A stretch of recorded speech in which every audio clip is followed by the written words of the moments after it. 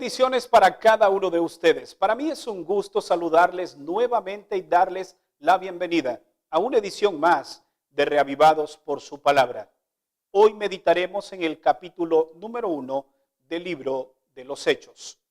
Mientras los evangelios hablan de la vida y enseñanza de Jesús, recordemos que Jesús hizo una promesa, la venida del Espíritu Santo. Ahora en el libro de los Hechos se expone la obra maravillosa de la tercera persona de la deidad. El escritor en este capítulo plasma experiencias maravillosas que se dan a través de la influencia maravillosa de ese poder llamado Espíritu Santo. Hoy abrimos un nuevo libro y así una nueva aventura a través de la Biblia. Veamos cuáles son las lecciones que nos deja el mensaje de este día. Notemos lo que registran los versículos 1 al 3. En el primer libro, Teófilo, escribí de todo lo que Jesús hizo y enseñó, hasta el día en que fue llevado al cielo, después de dar instrucciones por medio del Espíritu Santo a los apóstoles que había elegido. Después de haber padecido, se presentó a ellos con muchas pruebas convincentes de que estaba vivo. Se les apareció durante 40 días y les habló del reino de Dios. El libro de los Hechos fue escrito por Lucas y desde el principio él habla del primer libro. Evidentemente está hablando del libro que lleva su mismo nombre. Allí expuso la vida y enseñanza de Jesús y ahora comienza a hablar de esa obra maravillosa del Espíritu Santo.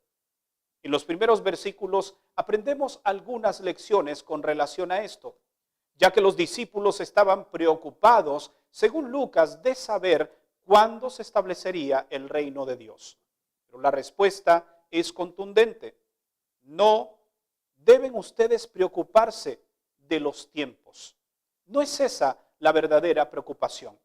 Veamos al menos 3 lecciones que aprendemos en el inicio de este libro. La primera, no debemos preocuparnos de el cuándo, sino de el cómo regresará Jesús. Y sobre todo, si nosotros estamos preparados para ese acontecimiento. Una segunda lección es que si recibimos el Espíritu Santo, debemos estar dispuestos a ir donde Él nos envíe. Y la tercera lección es que así como Jesús ascendió al cielo y los discípulos vieron que literalmente fue arrebatado hacia ese lugar, asimismo Jesús regresará nuevamente por su iglesia. Recordemos que según los evangelios la venida de Jesús será visible, audible y literal. Recordemos también que los evangelios nos relataron con relación a la caída de uno de los discípulos de Jesús, hablando acerca de Judas. Llega el momento en que habían de reemplazar a Judas en aquel entonces. Notemos lo que registran los versos 15 al 17 y el verso 21 y 22. En esos días Pedro se levantó entre los hermanos, unos 120, y dijo: Hermanos, era necesario que se cumpliera la escritura en la que el Espíritu Santo había predicho por la boca de David acerca de Judas, que guió a los que prendieron a Jesús. Judas era contado entre nosotros y tenía parte en este ministerio. Y fue notorio que todos los habitantes de Jerusalén, de manera que ese campo se llamaba de su propia lengua Aceldama, que significa campo de sangre, haciendo referencia al lugar donde Judas se ahorcó comprando aquella propiedad con las monedas que había recibido al negar o a vender a Jesús. Ahora notemos lo que registra el verso 21 y 22. Es necesario, pues, que de los hombres que nos acompañaron todo el tiempo que el Señor Jesús anduvo entre nosotros, empezando desde el bautismo de Juan hasta el día en que fue llevado al cielo, uno de ellos sea testigo con nosotros de su resurrección. Llegaba el momento entonces de que alguien ocupara el lugar que Judas había dejado. la experiencia de la elección de un nuevo discípulo nos deja al menos 3 lecciones. La primera de ellas es que si tú y yo no cumplimos la parte del ministerio al cual Dios nos ha enviado, otro sí lo hará. Otro ocupará nuestro lugar. Por lo tanto, es un privilegio que nosotros hagamos la obra que el Señor nos ha encomendado hacer. Una segunda lección es que con nosotros, sin nosotros o a pesar de nosotros, la obra de Dios continúa. Esta no se detiene. Todos somos importantes en la obra de Dios, pero ninguno es indispensable.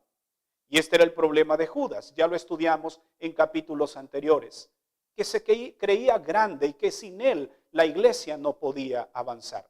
Y una tercera lección es que para hablar de Jesús es necesario primero hablar con Jesús. El hombre que habían de elegir era un hombre que había estado cerca de ellos, del ministerio de Jesús, y que había sido también testigo de la resurrección. Es así como eligen entonces al otro discípulo que ocuparía el lugar de Judas. Para finalizar, quiero hacer mención de uno de los versículos icónicos de este capítulo 1. Y es el versículo 8. El Señor impulsa a sus discípulos a llevar el evangelio. Y este no se detendría. El Espíritu de Dios habría preparado el camino para que el evangelio continuara sin detenerse y que muchas personas conocieran del amor de Cristo. Por ejemplo, hablamos de un gobierno relativamente estable en aquel entonces. También de un sistema administrativo común, además del idioma griego, que era manejado por todas las personas en aquella región y lo entendían. De esta manera, el evangelio se propagó por todas partes de una manera impresionante. El Señor había preparado todo para que los discípulos fueran a realizar esta labor, mas no lo harían solos. El versículo 8 dice, y recibiréis el Espíritu Santo. Recibiréis el poder del Espíritu Santo. Y me seréis testigos en toda Judea, en Jerusalén, en Samaria y en todos los rincones. Sabes que la palabra poder que aparece en el versículo 8 proviene del griego dunamin, de donde se deriva la palabra dinamita. Tú y yo en las manos de Dios, llenos del Espíritu Santo, podemos ser una dinamita para el reino de las tinieblas y de esa manera poder destruirlo. Hoy el Señor quiere derramar ese poder descomunal sobre tu vida, de tal manera que te capacite para llevar este evangelio a todos los rincones del mundo. Pero comencemos por los de casa. Comencemos por nuestros vecinos, nuestros compañeros de trabajo, nuestros compañeros de estudio. Pero recuerda, nada podemos hacer sin la presencia del Espíritu Santo. ¿Te gustaría hoy recibirlo? Si es así, entonces te invito a que inclines tu rostro. Vamos a orar. Padre, gracias por la obra maravillosa y la promesa del Espíritu Santo. Aquí estamos, porque queremos recibirlo para que nos capacite y nos oriente y así llevar este evangelio a donde quiera que tú nos envíes. Gracias por el privilegio que nos das de ser parte de esta obra. En el nombre maravilloso de Jesús oramos. Amén. Gracias por habernos acompañado en la meditación de este día. Recuerda que mañana estaremos nuevamente aquí para una edición más de Reavivados. Te bendiga.